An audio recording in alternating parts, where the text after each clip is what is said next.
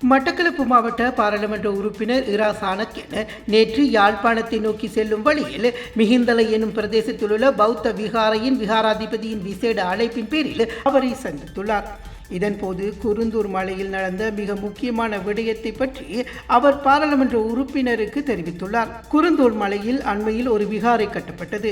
இதன்போது அதனை அண்மித்த காணிகள் மற்றும் நிலங்கள் தனிநபர்களினால் கையகப்படுத்தப்பட்டது. இந்த விவகாரம் தொடர்பில் நீதிமன்றத்தில் வழக்கு பதிவு செய்யப்பட்டது. அதனை ஜனாதிபதி சட்டத்தரணியும் முன்னாள் பாராளுமன்ற உறுப்பினருமான MA சுமந்திரன் வாதாடி இருந்தார் என்பதும் குறிப்பிடத்தக்கது. இந்த சந்திப்பின் போது விகாராதிபதி எழுத்து மூலம் ஒரு கடிதத்தினை பாராளுமன்ற உறுப்பினர் வழங்கியுள்ளார்.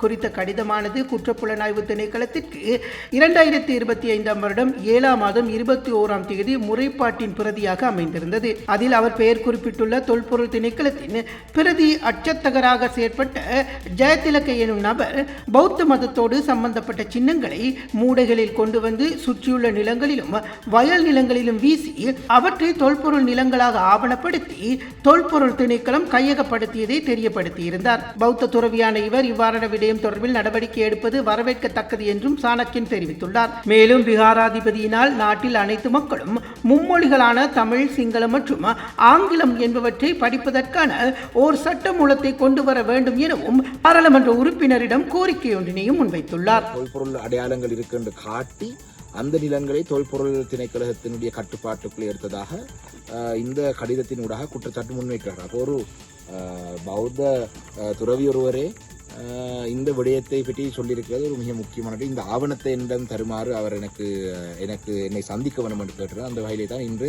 யாழ்ப்பாணத்துக்கு போகும் பொழுது அவரை நான் சந்தித்திருக்கிறேன்.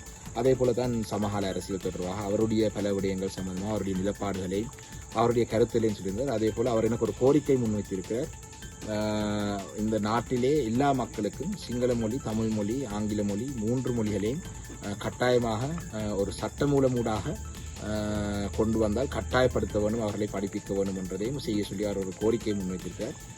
நிச்சயமாக அந்த விடயம் தொடர்பாக என்னுடைய கவனத்தை நான் செலுத்துவேன் என்ற வாக்குறுதியை அவருக்கு நான் வழங்கியிருக்கிறேன். நன்றி.